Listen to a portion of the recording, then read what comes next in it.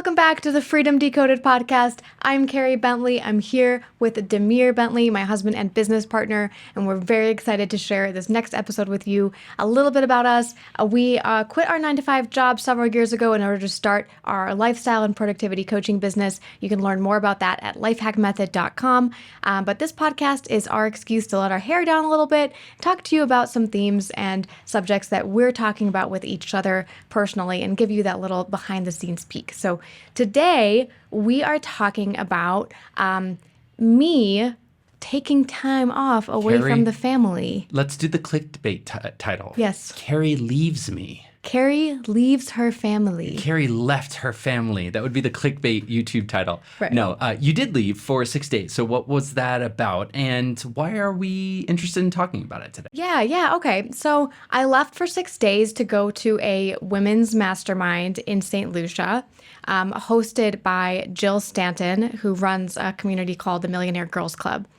And this is not something I would normally be interested in going to, which I thought was really interesting that I was so interested in going to it. I was frankly stunned. Yeah, I mean, I am not exactly an outgoing sort of person. For those of you who don't know me, very introverted. I hate networking events.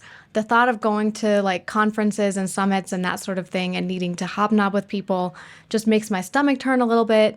But there was something about this event that really was like, wow, yeah, I have to go on it. Can we pin that? Because I want to come back to like, what was it about this that made you want to go? But let's keep rolling through and just sort of say like, you know, why are we bringing this up today? And why does it seem relevant to bring to our audience? Because I think there's something inside of this that is a pretty interesting learning lesson, at least for us, in terms of our relationship. Yeah, I think there's been a lot of learning lessons, both in terms of our relationship and also in terms of our family and also in terms of our systems and how our systems run as a family and in the business. So I think in terms of our relationship, some unexpected benefits that happened right away as a result of me leaving is we actually ended up connecting better, which was super counterintuitive because I sort of thought you would be off with the kids and I would be off with these ladies and like we wouldn't talk for 6 days. But actually, we kind of both agreed that we spent more time talking than we normally do. We talked like for an hour and a half every single night, and sort of the kind of conversations that you would have in the beginning of your relationship. You know, those kind of like, you know, when you're a teenager on the phone and you're like having those late night conversations and you don't want to get off the phone. It sort of felt like that a little bit. Yeah, it definitely did. I think the sort of absence makes the heart grow stronger phrase was definitely applicable here. And I think just going and doing things that you knew nothing about made me really excited to tell you about them later. Yeah. Whereas in our own life, when we're both living the same thing all the time, it's like, well, he was already there. So what do we have to talk about? This is like my big takeaway is like, I think right now, whether we acknowledge it or not, in our culture, we have a closer sort of paradigm with relationships, right? Meaning if you ever request to take any distance from your partner or spouse, then it must mean something is wrong with them or something is wrong with the relationship or you're pulling away. It's like universally seen as like this bad thing. And I wouldn't say that I was super invested in that paradigm because when you were like, I'm going to go away for 7 days, I was like, fantastic. Yeah. Go. Like Carey wants to do something like this. Great. I'm going to support her.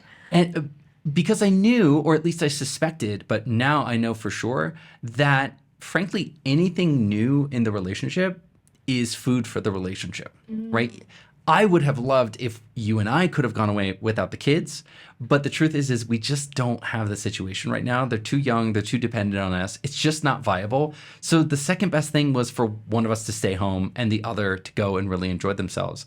And gosh, that infusion of newness, like new things, new experiences, new people. I mean, we had something to talk about. Right. Every night. So that's why we were on the phone. That was not the business and that was not the kids. Exactly. Right. Because like those are the two things that we always talk about, but it's like after a while it just gets so boring. Yeah. And we know it too, but it's like when we spend most of our time working on the business or parenting our kids, that is like our life. Well, and here's the thing is like our business is sort of like our hobby too. Mm-hmm. You know, I mean, it's like, it's our livelihood, but it's also something that brings us together as a couple. And like, let's face it, I think you and I need to just like acknowledge that we love business and that's the game we like playing in life, that we'd probably do it in some form or another, even if we didn't get paid for it. That's who we are. Yeah. But it does get tedious after a while to just talk about the same topic. It would get tedious about any topic. It's not, just the business. Any topic would apply. So I think that was really cool to see that in our relationship. And I definitely came away, for me, seeing how other women in similar situations as me lived. Like, these are all high-performing women running big 7-figure plus businesses, and most of them with kids, like 1, 2, 3, even 4 kids. So to see them and just how they go about their activities in the world, sharing how they run their business, how they run their family life, what are their thoughts on all these different subjects, was really enlightening for me too, and gave me some good insights into things that I want to change about my lifestyle. Again, another thing I want to pin here is I would love for you to share with the audience like one big lesson that you learned just from those observations. Like, I'm sure people are dying like, okay, Carey, you just went to this high-powered ladies mastermind. People are like, okay, give me a little nugget. But in the meantime, I'll just say, I also suspect that one of the things that this paradigm of just being closer and closer and closer gets wrong is this idea that the solution to every problem is just like locking yourself into an ever smaller room and forcing yourself into each other's presence to work it out. Stare into each other's eyes intently. Right? Just hash it out, right? We can figure this out. And I think there's so much room for acknowledging it's like, hey, maybe a break is called for here. Yeah. Maybe like not like a separation. Nothing like that. I mean, just simply like let somebody leave the ring, go somewhere else, get a breather, remember who they are, reconnect to their own thoughts, get a rest. And this is Carey was sending me messages like, I took a shower today and I didn't have a timer going, like, right. It's like there was great. no children screaming for my attention while I was showering. Yeah. It was amazing. So these types of things, so I would say this is one big thing that I'm taking away in our lifestyle. And I want to highlight for people if part of the reason that we wanted to do this podcast is to share some of our insights in real time and how it's changing our approach to our lifestyle design. And one big change that was almost instantaneous. In fact, I would say even while you were in the mastermind, we already made the decision where Carey was like, we need to do more of this. Right. I want to do more of this. Demir, you need to go do more of this. Like, we're doing more of this. This is now something we do. Yeah. And that was really interesting because it's definitely not something I would have thought going into it. I was thinking of it like, maybe this is just like a one-time thing. Like, we'll see how it goes. I don't know. There's a lot of variables here. A lot of things could go wrong. But yeah, after I came out, I was like, all right, Demir, now you have a credit in your account for 6 days. You can do with those days whatever you want. You can go, you could take a trip, you could just go somewhere else in Colombia if you wanted. So I'm really excited about that because also it gives me a reason to be able to go and do a girls trip again, which is, I definitely want to do a repeat of that experience. And just before we move off on this, I just want to say part of the reason I wasn't excited about this before is I was really pushing for you and I to go away. Right. Together, because I felt like I don't want to go away alone. Right. I want to go somewhere with Carey. I want to reconnect with Carey. What I learned that was counterintuitive about this is how deeply we can reconnect, even if it's only one of us that's going. Right. And I don't think that was obvious to me before. I think that was definitely not obvious to me because what was supposed to say like, no, I don't want to go away with you. I think the real reason why obviously it's not possible for us right now to do that is because our kids, like you said, are so young. They're very dependent. They don't know how to use their own voice yet to, for example, like stand up for themselves or explain their desires. So we don't have anybody that we can leave them with for that period of time. Yeah, totally. Who would be trustworthy enough. So it's the best option. And what the option that allowed me, honestly, to be able to relax and disconnect was knowing that you were there with the kids. Exactly. So that I didn't have to worry about them. Like if both you and I had left, then I would be like constantly worried about the kids.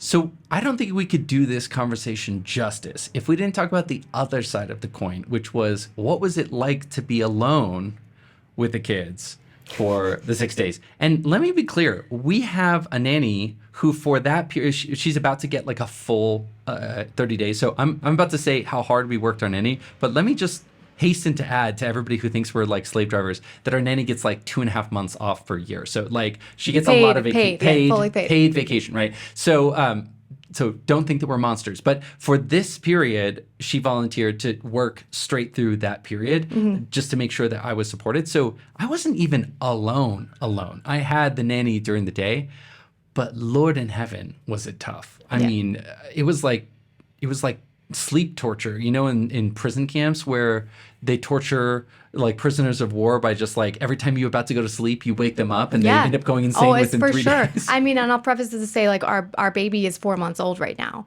And so she's little, like she's still waking up 2 or 3 times a night.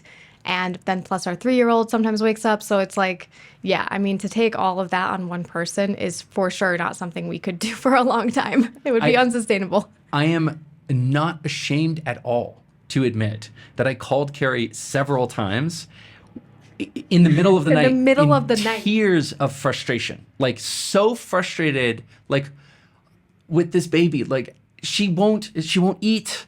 She won't be comforted. I changed her diaper. Like, what could it be? And Carey gave me some ideas that obviously, frustratingly, totally worked.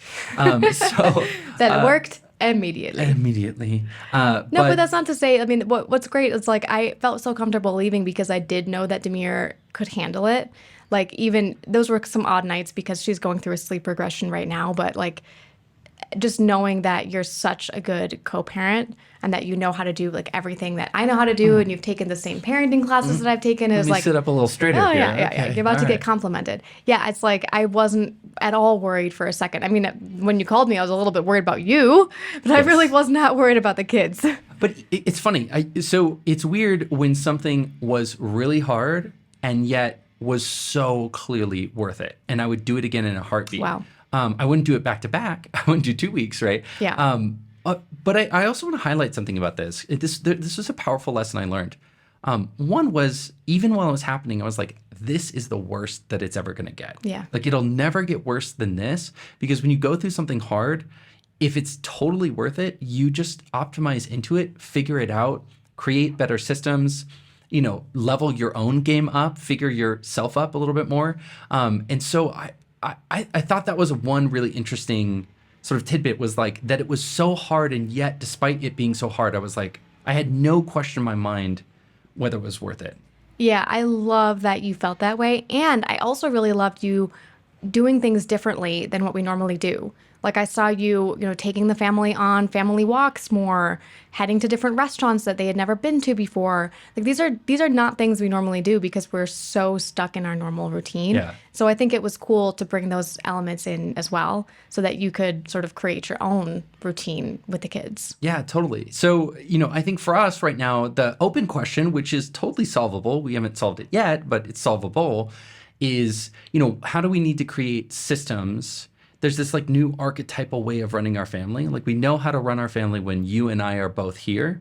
But I think there's this question now, which is like, how would you be able to run this, for 6 or 7 days completely alone? And so that's just a challenge. It's a little puzzle to solve. Right. Like, okay, how do we make it easier and easier for the other person to go away, and how do we make it easier on the person who stays? Totally, yeah. Make it super seamless and make it like a no-brainer. Yeah. Totally. I love it. Well, I'd love to share a little bit about like the retreat itself. Please. What I learned from it as both like a, a woman, a mother, business owner, that kind of thing. I mean, first of all, these women that Jill curated to come to this event were just like perfect. Like every one of them was so just warm and welcoming and engaging. And, of course, I'm still breastfeeding. So I had my little portable breast pumps. And I was like, I'd just be like pumping and they'd be like totally cool that they all have kids. Even one woman was pregnant at the time. So I really felt like comforted by that, even though I literally knew nobody. This is an event. I did not even know the organizer. I'd met her on the Zoom call one time, but like that was it. And that's normally, again, like I said, a situation that I would feel very uncomfortable being in. So they were really warm and welcoming. And I think that the thing that surprised me the most about the event in total is that I did not have one single conversation about how to increase my business revenue. And you would think that for a group of 7-figure entrepreneurs, we couldn't stop talking about revenue and growth and yada, yada, yada, and money. But instead, the vast majority of conversations were about energy. They were about mindsets. They were about how am I going to realign my work and my workflow to be maximally in alignment with who I want to be as a person and how I can keep working to infinity rather than falling into burnout or just not loving it. Like a lot of conversations around that, how to build a team that's going to feel like it's giving you the right vibe and the right energy. And if something wasn't, it was like, okay, how do we fix that? How do we change that? And very, very, very few conversations about actually the money piece. So I think that was really insightful in and of itself, of just understanding that these women so clearly got that when they're in the right mind space and when their work is something they're passionate and excited about, they know they can generate money. Yeah. That's like not a problem for them. They've solved that piece of the puzzle, which is a big freaking piece, don't get me wrong, but they've got it. And now the sort of problem behind the problem is that alignment, that feeling of motivation, trying to make sure you never get close to burnout. So that was sort of like one of the biggest takeaways from the event. God, I love that. Awesome. Well, why don't we wrap it up there? Quick, just sort of sum up here. The TLDR is Carey left for 6 days. The world did not end for us, although it was a little bit challenging. And we discovered a whole series of counterintuitive, potentially like aha moments that have really driven a slight change in our perspective on how we're going to be doing this stuff going forward. And I think the biggest sort of theme that I got from this is that time away can be good. Yeah. And of course, it goes without saying that when I came back, now I feel super fresh, super relaxed, super energized, like ready to approach things differently. So that is something I'm trying to hold on to and not just get like sucked back into our normal everyday routine. Thank God, because I am still recovering. Yeah. You're still in recovery mode. Okay, we will wrap it up there. Thank you for listening. We will see you on our next podcast. Have a good one.